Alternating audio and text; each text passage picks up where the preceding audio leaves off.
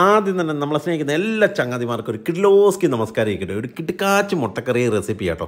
ഈ സമയത്ത് നമ്മുടെ ചാനലൊക്കെ ഫോളോ ചെയ്യാത്തവരുണ്ട്, ഫോളോ ചെയ്യാനും ലൈക്ക് ചെയ്യാത്തവരുണ്ട് ലൈക്ക് ചെയ്യാനും കമൻറ്റ് ചെയ്യാത്തവരുണ്ട് കമൻറ്റ് ചെയ്ത് വാരി വിതർ എൻ്റെ ചങ്ങാതിമാരെ. ഇതുപോലെ കിടക്കാച്ച് മുട്ടക്കറി ഉണ്ടാക്കി കഴിഞ്ഞ് കഴിഞ്ഞാൽ രാവിലെ 5 മിനിറ്റ് കൊണ്ട് സംഭവം റെഡിയായി. ജോലിക്ക് പോകുന്നവർക്കൊക്കെ ഉണ്ടാക്കാൻ പറ്റിയ കിടക്കാച്ച് മുട്ടക്കറി. ഈ മുട്ടക്കറി കൊണ്ട് രാവിലെ ബ്രേക്ക്ഫാസ്റ്റ് നടക്കും, ലഞ്ച് നടക്കും, ഡിന്നർ നടക്കും കണ്ടോ. ശേഷം നമ്മുടെ സ്ഥിരം കലാപരിപാടിയെ തീ പിടിപ്പിക്കൽ, ചെമ്പ് ചൂടാക്കാൻ വെച്ചു. ശേഷം ആവശ്യത്തിന് വെള്ളം ഒഴിച്ചു കൊടുക്കുക. മുട്ട ഒരു 30 മുട്ട നമ്മൾ ബോയിൽ ചെയ്യാൻ പോകുന്നത്, അതിനുള്ള വെള്ളം ഒഴിച്ചു കൊടുക്കുക. ശേഷം വെള്ളം തിളച്ച് വരുമ്പോഴേക്കും അതിൽ ഉപ്പ് വാരി വിതറുക. എന്നിട്ട് മുട്ട ഓരോന്നായിട്ട് ഇട്ട് കൊടുക്കുക. ആ സമയത്ത് നിങ്ങൾ ഇച്ചിരി വിനീഗറും കൂടെ ഒഴിച്ചു കൊടുക്കുകയെങ്കിൽ സൂപ്പറാക്കി. ഇത് ട്രിക്കാണ്, കാരണം മുട്ടത്തോട് പൊളിഞ്ഞ് വരാൻ വേണ്ടിയാണ് വിനീഗർ ഒഴിച്ചു കൊടുക്കുന്നത്. ഉപ്പിട്ടാലും മതി. എന്നാലും ഞാനൊരു ഐഡിയ ആയിട്ട് പറഞ്ഞതാണ്, നിങ്ങൾ ട്രൈ ചെയ്തു. എന്നിട്ട് ആ മുട്ട തിളയ്ക്കുന്ന വെന്ത് വരുന്ന സമയത്തേക്ക് നമുക്ക് ഉരുളി ചൂടാക്കാൻ വെക്കാം. ഉരുളി ചൂടാക്കിയ ശേഷം അതിലേക്ക് വെളിച്ചെണ്ണ ഒഴിച്ചു കൊടുക്കുക. വെളിച്ചെണ്ണ ഒന്ന് ചൂടായി വരുമ്പോഴേക്ക് അതിലേക്ക് കടുകിട്ടങ്ങ് പൊട്ടിക്കുക. കടുക് കടകടകടാന്നൊരു പൊട്ടി വരുമ്പോഴേക്ക് ഇതുപോലെ ചെറുതായി അരിഞ്ഞ് ഇഞ്ചി ഇട്ടൊന്ന് ലൈറ്റായിട്ട് റോസ്റ്റ് ചെയ്യുക. അവനൊന്ന് ലെവലായി വരുമ്പോഴേക്ക് വെളുത്തുള്ളിയും ചെറുതായി അരിഞ്ഞെടുത്തിട്ട് മറിക്കുക. അവനെ ഇതുപോലെ സ്ലൈറ്റായിട്ട് റോസ്റ്റ് ചെയ്യുക കേട്ടോ. ഇവനൊന്ന് ലെവലായി സെറ്റായി വരുമ്പോഴേക്ക് അതിലേക്ക് ആവശ്യത്തിന് പച്ചമുളക് കുനുകുനാന്നരിഞ്ഞതെടുത്ത് ഒരു മറി, എന്നിട്ട് അവനെ ഒന്ന് റോസ്റ്റ് ചെയ്യുക കണ്ടോ. ഇതെല്ലാം കൂടെ വരട്ടി ഒരു രൂപത്തിലും ഭാവത്തിലും വരുമ്പോഴേക്ക് സവാള ആവശ്യത്തിന് അരിഞ്ഞ് ഇതുപോലെ ചെറുതായി അരിഞ്ഞെടുത്തൊരു മറിക്കുക. എന്നിട്ട് അവനെ ഇതുപോലെ ഇട്ടങ്ങ് റോസ്റ്റ് ചെയ്യുക കണ്ടോ. ഒരു അത്യാവശ്യം കളറാകുന്നവരെ, ഒരു ഗോൾഡൻ കളറാകുന്നവരെ റോസ്റ്റ് ചെയ്യണം കേട്ടോ. അപ്പോൾ എണ്ണമയമൊക്കെ കുറവുണ്ടെങ്കിൽ ഇച്ചിരി കൂടെ വേണം എണ്ണയൊക്കെ ഒഴിച്ചു കൊടുത്തു. എന്നിട്ട് ഇതുപോലെ നല്ല ഗോൾഡൻ കളറാകുന്നവരെ നല്ല രീതിയിലങ്ങ് റോസ്റ്റാക്കിയോ.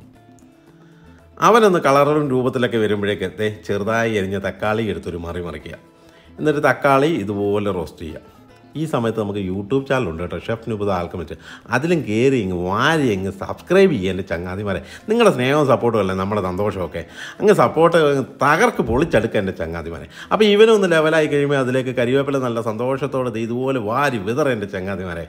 എന്നിട്ട് അതും ഇട്ട് ഇതിലിങ്ങനെ ഇട്ടങ്ങ് കറക്കുക.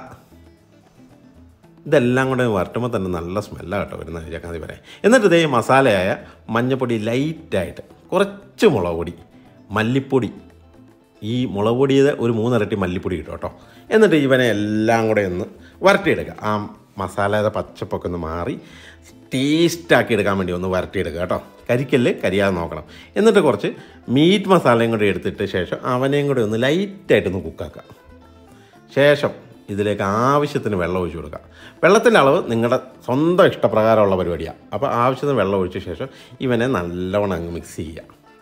മിക്സ് ചെയ്യുക എന്ന് പറഞ്ഞു കഴിഞ്ഞാൽ നല്ലവണ്ണം അങ്ങ് മിക്സ് ചെയ്ത ശേഷം ഇവനങ്ങ് തിളപ്പിച്ച് ഈ ഗ്രേവി അങ്ങ് കുറുക്കിയെടുക്കണം. അതായത് ഈ വെള്ളത്തിൽ കിടന്ന് ഈ സവോളയും തക്കാളിയും ഒക്കെ ഇങ്ങനെ അലുത്തൊരുത്ത് പേസ്റ്റ് പോലെ ആവണം.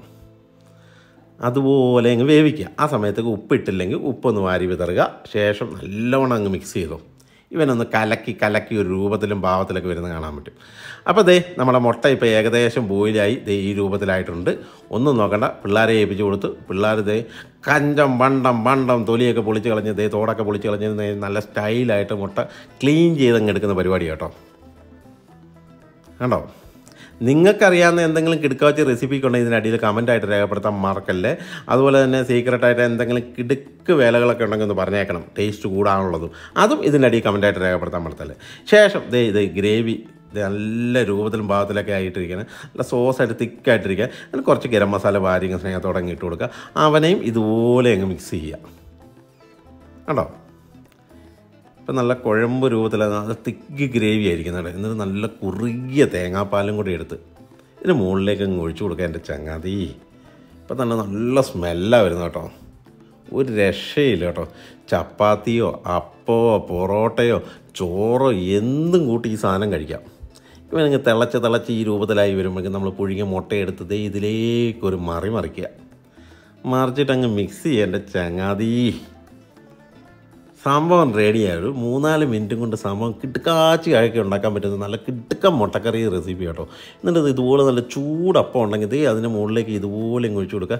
എന്നിട്ട് അമ്മ മുട്ട ഇതുപോലെ അങ്ങ് പൊട്ടിക്കുക എൻ്റെ ചങ്ങാതി. എന്നിട്ട് ആ അപ്പം ഇങ്ങനെ സൈഡിൽ നിന്ന് എടുത്തിട്ട് ആ ഗ്രേവിയും ആ മുട്ടയും കൂടെ അങ്ങ് ചേർത്ത് രാവിലെ ഒരു പിടുത്തങ്ങ് പിടിച്ചു കഴിഞ്ഞാൽ കിളി പറക്കും എൻ്റെ ചങ്ങാതി, കിളി പറക്കും. ചോറിൻ്റെ കൂടെയും മസ്താ സാധനം, ഒരു രക്ഷയില്ല. അപ്പോൾ ഒന്നും നോക്കണ്ട എൻ്റെ ചങ്ങാതിമാരെ, കണ്ണടച്ച് ഈ സാധനം രാവിലെ തന്നെ ഉണ്ടാക്കി 5 മിനിറ്റ് കൊണ്ട് സംഭവം റെഡിയാണ്. നിങ്ങൾക്ക് ഈസി ആയിട്ട് ഉണ്ടാക്കിയിട്ട് വീട്ടിൽ പിള്ളേർക്ക് ഉണ്ടാക്കി കൊടുക്കാം, ഇല്ലെങ്കിൽ ജോലിക്ക് പോകുന്നവർക്കൊക്കെ എളുപ്പത്തിൽ ഉണ്ടാക്കാൻ പറ്റുന്ന ഒരു കിടുക്കാച്ചി കറിയാണ്. ഒന്നും നോക്കണം, നേരെ ഇഷ്ടപ്പെട്ട് തകർത്തം ഉണ്ടായിരിക്കും.